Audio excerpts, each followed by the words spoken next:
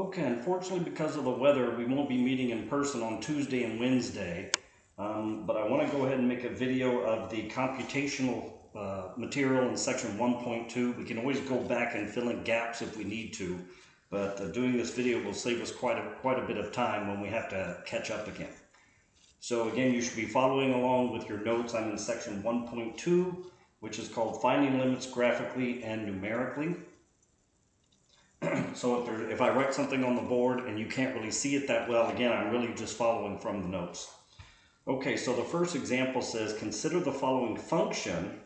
F of x is x cubed minus x squared minus 8x plus 12, all divided by the polynomial x minus 2. And remember, this is called a rational function. When you have a polynomial divided by a non-zero polynomial, we have what's called a rational function. Throughout the course, you'll see I'm going to make a big fuss about knowing the names of things so we can communicate correctly about mathematics. Okay, and so it says, notice that f is undefined at x equals 2. If you substitute 2 in for x into the formula for the function, you're dividing by 0 in the denominator, which makes no sense. Remember, you can never, ever divide by 0, including 0 divided by 0, which is undefined. So the question says, what happens to the function f when x is close to 2? Now notice, it's not very precise. It doesn't really say how close to 2. We'll talk about that on Thursday. It says, let's make a table of values of the function f of x, so the y values, when x is near 2 to answer the question. Again, we know what happens to the function at 2. The function's undefined. The question says what happens when x is near 2, when x is close to 2.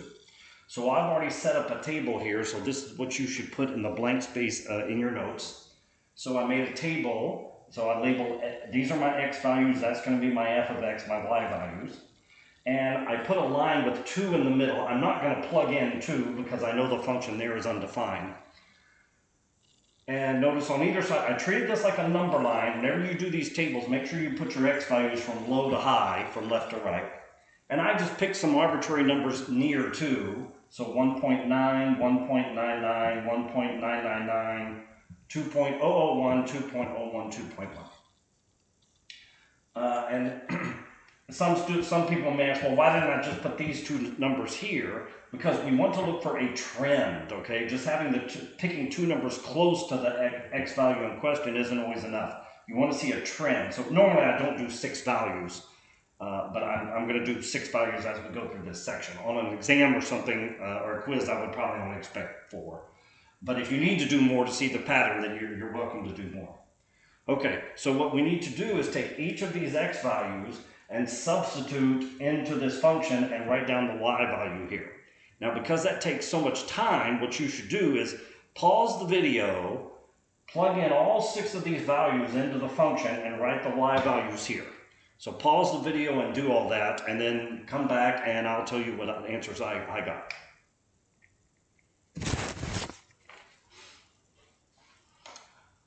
Okay, so here's what I got. So at 1.9, I got negative 0.49. 1.99 is negative 0.0499. 1.999, I'm adding another 0, negative 0.004999, and 2.001 is 0.005001, and 2.01 is 0.0501, and 2.1, the y value is 0.51. Okay, so hopefully you got those same answers. If not, you should pause the video and go back and try to get these same answers I did. If you try to type all of this in all at once and plug in the number, remember you need to put parentheses around the numerator and the denominator if you want to do it all at once. Okay, so the question is, what happens to y? What are the y values doing when x gets close to 2? Again, not at 2, just near 2. So let's look at the pattern. It's coming from the right-hand side. It's 0.51, 0.05, 0.005, and on the left, minus 0.49, minus 0.0499, minus 0.004999. So does it look like the numbers are getting, the y values here are getting close to a single number coming from both directions? Notice the numbers are getting smaller coming from the right, and they're actually getting bigger coming from the left because they're less negative, so the numbers are getting larger. If you plotted these on a number line, you would see, notice these numbers are getting smaller, what do you think the next, if I did 2.0001, you would conjecture that it'd be 0.0005. And on this side, if I did 1.9999, you would guess it'd be negative 0.0004 with many nines. So if you continue this pattern, you see what's happening. The numbers are actually getting close to 0 on both sides. Okay, so again, that's what I said before. If this isn't enough information to see what's going on, you can always pick numbers closer to 2 and see if the pattern continues. So this is good enough for me to say, this is about half. That's 5 out of 100. That's 5 out of 1,000. These numbers are getting smaller. These numbers are getting bigger, and so these numbers are heading to 0. So a way to write it formally, you could say as x gets close to, with the arrow 2, f of x gets close to 0. So the closer x gets to 2, the closer f of x is equal to 0. Notice when you do these problems, I don't care what happens at 2. That's not what the question asks. This is what happens when x is close to 2. That's what this is saying. When x gets close to 2, the y values get close to 0. Notice I didn't get a single 0 down here for y. The y values are getting close to 0. Okay? So the definition says if the y values get arbitrarily close to a single number L, as x gets arbitrarily close to c from both sides, the limit of f of x as x approaches c is L. So the notation here that we use instead of writing my little sentence here, right, the generic notation is limit x approaches c of f of x equals L. Okay, so what is this saying? When x gets close to c, the y values get close to L. Okay, so this sentence right here is basically this. This is the notation we use. So when x gets close to c, the y values are getting close to L. So you see the example says, in the previous example we just did, how would you write this in this notation? So what I wrote in the sentence form here, you would say the limit as x gets close to c, c here is 2, the y values, my function was f of x, what the y values get close to, they got close to 0. So instead of writing this sentence like I did here, this is how you would write it in notation. Notice the x minus 2 is sitting underneath the limit sign. Okay? And again, x actually never reaches 2. We don't care what happens when x is equal to 2. Okay? And notice the limit answer here, the answer to the limit question, 0, right, has nothing to do with the y value. When you plug in 2, we got undefined. But the answer to the limit problem, turned out to be 0. So I'm trying to get you to realize the answer to a limit problem in general has nothing to do with the y value of c. Because when I plugged 2 into my function, I got undefined. I didn't get undefined here. Okay, so it's two completely different ideas. The y value of the function at c may be completely different from the limit value when x approaches c. Okay, so the next problem, it says the next two, we're going to do the exact same thing all over again, just with different functions and different numbers. Okay, so the next one says, use the table to estimate the limit, then use a calculator to verify. Okay, it says limit as x approaches 3. So our magic number here, c is 3 here.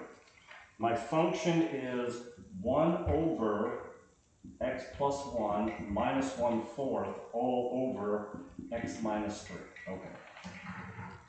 Right? So once again, we need to pick some numbers close to c. I don't care what happens at c, but let's investigate that first.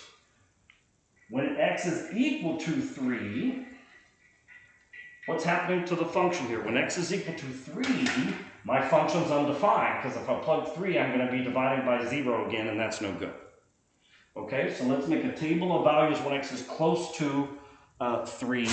Again, I'm going to just use 2.9, 2.99, 2.999.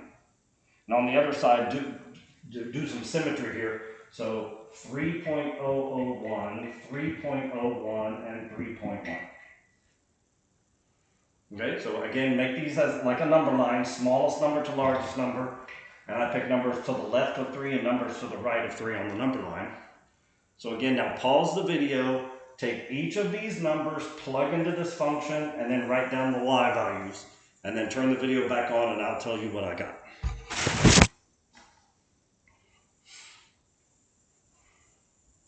Okay, so for 2.9, I have negative 0.06410. For 2.99, negative 0.06266. For 2.999, negative 0.06252. 3.001, negative 0.06248. And for 3.01, negative 0.06. 234, I believe, and 3.1, negative 0.06098. Okay, hopefully my numbers are correct. Okay, so hopefully you got the same numbers that I did on this. Let me get out of the light. Okay, if not, go back and check, punch them back in and see, because you have to be able to get these same numbers. And I know this one's complicated because it's a fraction and a fraction. Normally, you would not write a function that way. Throughout the course, you'll see, I don't want you to leave fractions and fractions ever. Okay, so let's see what's going on here. Again, when x is equal to 3, the function's undefined. That's not the question. The question is, what happens to the function when x is near 3? So let's look at the pattern. Don't just look at the numbers right by. Minus 0.064 something, minus 0.06266, minus 0.0625. The numbers are very close. Notice they're getting less negative. Right, if you ignore the minus sign, the numbers are getting smaller. So with the negative sign, the numbers are getting bigger. And what about on this side? Minus 0.060, minus 0.062, minus 0.062. Notice as we keep going from both sides, the digits are starting to match. Right, this was minus 0.064, then we had a 2, then we had a 2.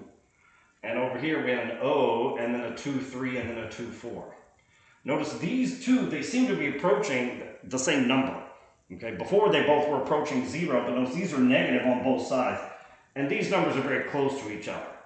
So notice the instructions say, use the table to estimate the limit. So we're just using numbers and hoping for the best that we're actually close. Again, if you're not sure that these are getting close to the same thing, you could pick two numbers closer to 3.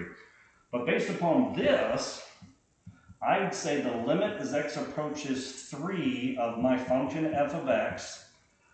If you round to the 4th decimal place, they actually match. So I would think it's minus 0.0625.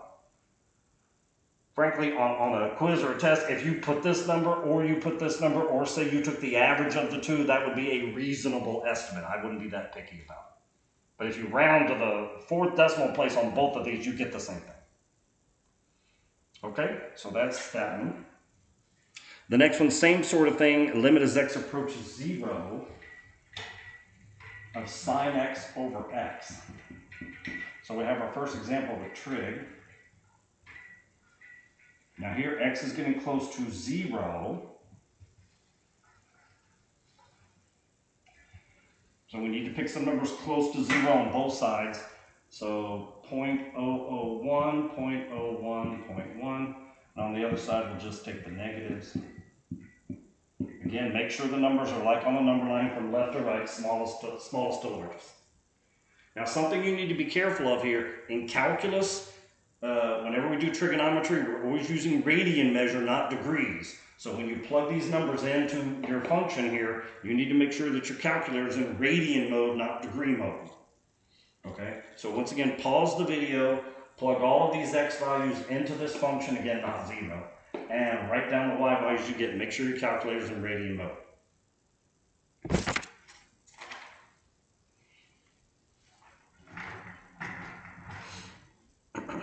Okay, so now you may have rounded But if you actually write out a bunch, many decimal places here, for minus 0.1 you get 0.99833.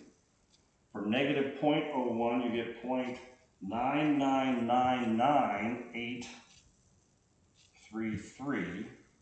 For minus 0.001 there are 6 nines, 0.9999983. Those, yeah. And on the other side, you get the exact same numbers again, just in reverse order. So 0.9999983, these are the same.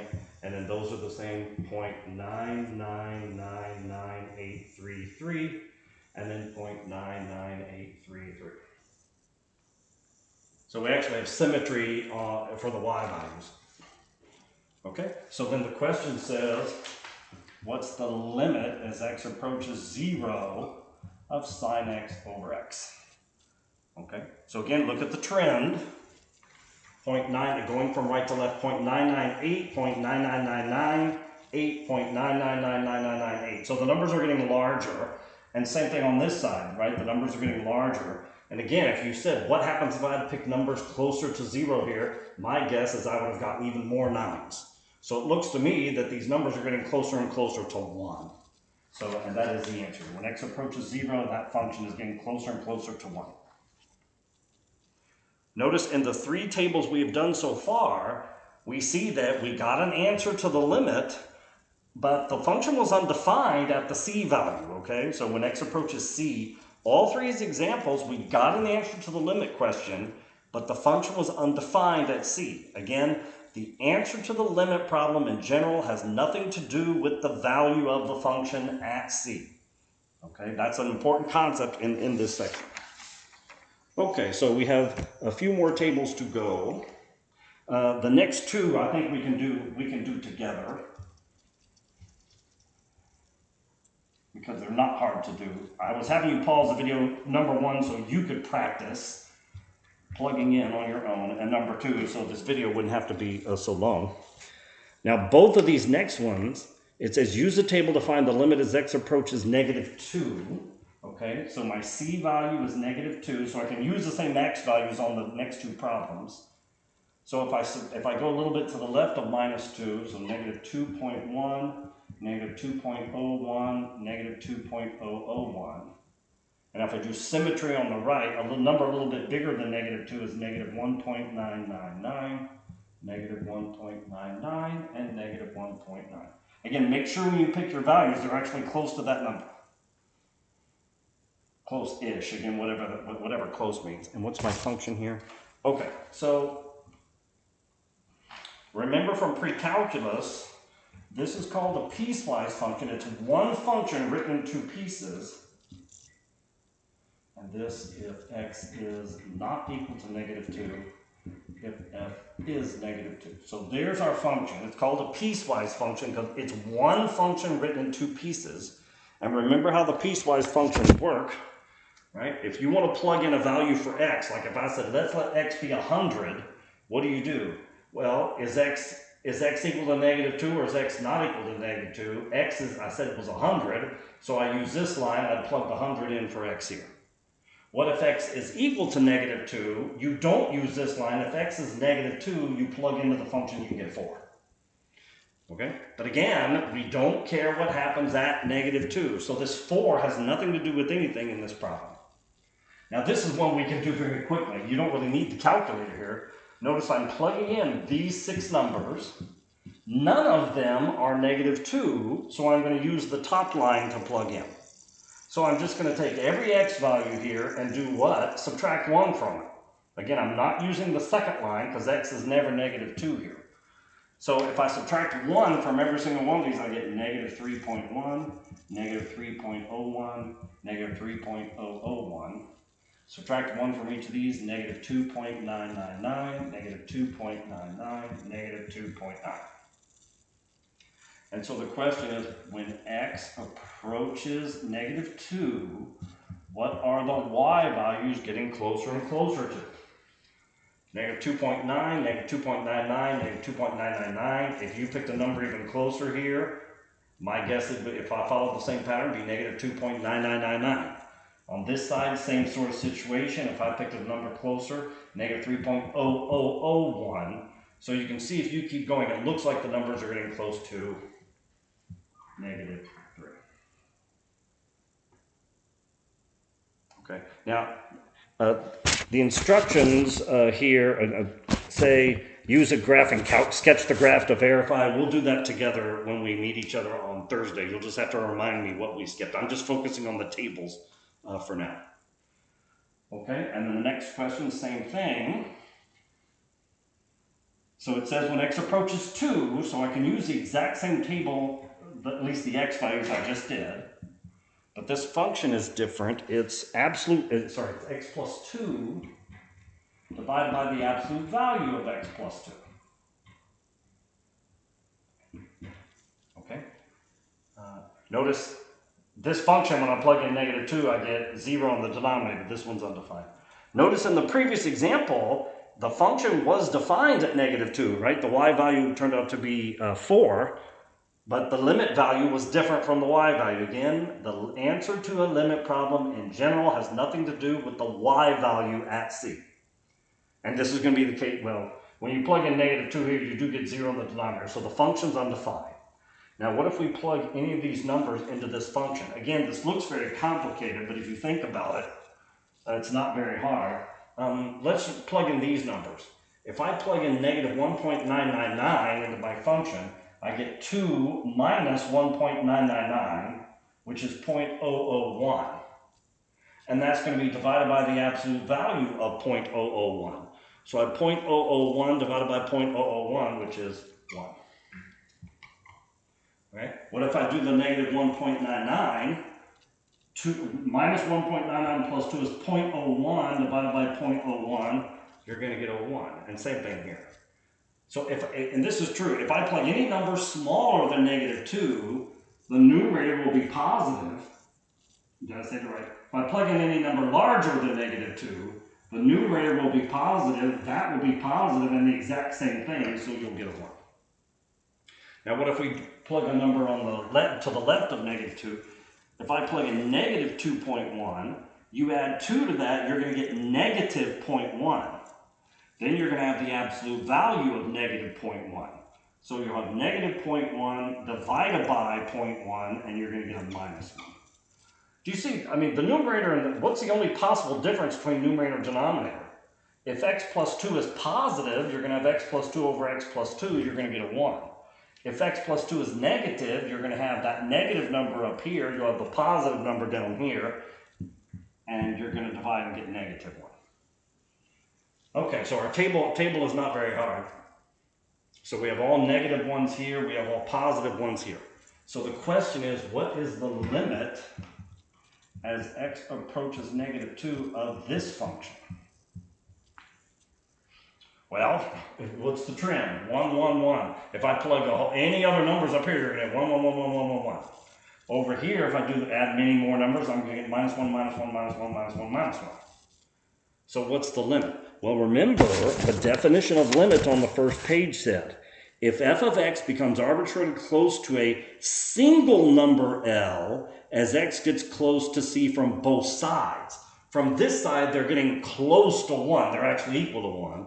On this side, they're getting close to negative 1. They're actually negative 1. But from both sides, they're not approaching the same single number. From the right, we're getting 1. From the left, we're getting negative 1. So because they're not approaching the same number, this limit does not exist.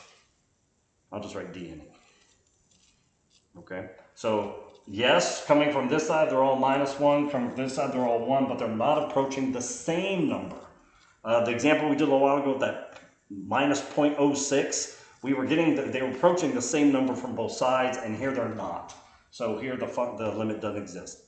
Notice this function's undefined at negative 2, and we got does not exist for the answer. But again, in general, they don't have to match like that. Okay. Okay, 2 more to go with the tables. So the next one says, we're interested in the limit as x approaches 0 of 1 over x to the 4th. So my function is 1 over x to the 4th.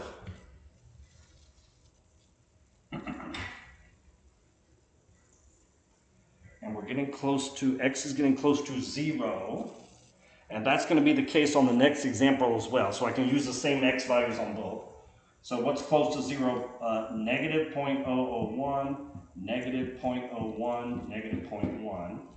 And on the right, 0.001, 0.01, 0.1. Okay, my heater just turned on. I'll talk louder. Okay, so now what do we need to do? Take each of these values and plug them into the function 1 over x to the 4th. Now something that can save you a little bit of work here is realize when I plug in these negative numbers and take each of them to the 4th power, they're going to become positive, and you're going to get the same answers over here. So these two are going to have the same answer, these two will have the same answer, and so will those. So you really don't have to type in 3 of those into your function. So pause the video and type those in and fill out your table. Okay, so if you do that, you get 10 to the 4th, you get 1,000 here. Here you get 10 to the 8th, a 1 followed by 8 zeros, and here you get 10 to the 12th. And again, as I mentioned, you're going to get the same things over here as well. Okay, now you have to look at the trend here. So I have 10 to the 4th, 10 to the 8th, 10 to the 12th. 10 to the 4th, 10 to the 8th, 10 to the 12th. Now, if you had just made a table with those two values, you would say, oh, when x is close to 0, the y value is 10 to the 12th. And you'd be tempted to write that as your answer. This is why you need more than one x value on either side. You need to look at the trend. 10 to the 4th, 10 to the 8th, 10 to the 12th. The numbers are getting bigger. And so if I had plugged in 0.0001, following the pattern, I'm thinking my next y value would have been 10 to the 16th, not 10 to the 12th. You need to look at the trend. What's happening? The y values are getting larger, and if I picked another close number, they get even larger and larger and larger and larger. So what's happening to the y values here? So when x gets close to 0, my y values are blowing up. They're going to infinity. Now, again, technically, the limit doesn't exist. Remember, the definition for limit said when the y values approach a single number from both sides. Infinity is not a number. Infinity is an idea, meaning the y values are getting larger and larger and larger and larger. Okay? So, again, technically, the answer is does not exist because infinity is not a number. But I and the book expect you to write infinity whenever you're blowing up on both sides. Okay? So don't write doesn't exist here. Technically that's correct, but infinity tells you a lot more that does not exist. And then the last example with the table here, they want you to do the same thing all over again with 1 over x. So again, I can use the same x values that we used before. So again, pause the video and plug in those numbers and get the y values, and then we'll compare. Okay? So when you plug these in, you get negative 10, negative 100, negative 1,000. On the other side, you get the positives. 110. Notice you knew you were going to get different answers here because the power on the x is first power. So when you plug in the negatives, you're going to get a negative. When you plug in the positives, you're going to get a positive. So they didn't match up like they did on the previous example. Okay, so let's see what's going on here. Look at the pattern, 10, 100, 1,000. If I plugged in 0.0001, my guess would be the next number would be 10,000. They're getting larger on this side. The closer I get to 0, the larger the y values are getting. Negative 10, negative 100, negative 1,000. Again, if I put negative 0.0001, I would get negative 10,000 here. So they're getting more positive coming this direction. They're getting more negative coming this direction. So they're not both doing the same thing. Okay, so they're blowing up on this side, and as I said, they're blowing down. The y values are getting more negative. So the limit as x approaches 0 of this function does not exist. Okay, so the previous one we said infinity because they were both blowing up. Now what if I got negative 10, negative 100, negative 1,000 on this side? Then these would be getting more negative, these would be getting more negative, and I would have written the answer negative infinity here. Okay, so I know that's not the end of the section, but that should get us through enough material that we can get caught up. Okay, so we will pick up from here on Thursday.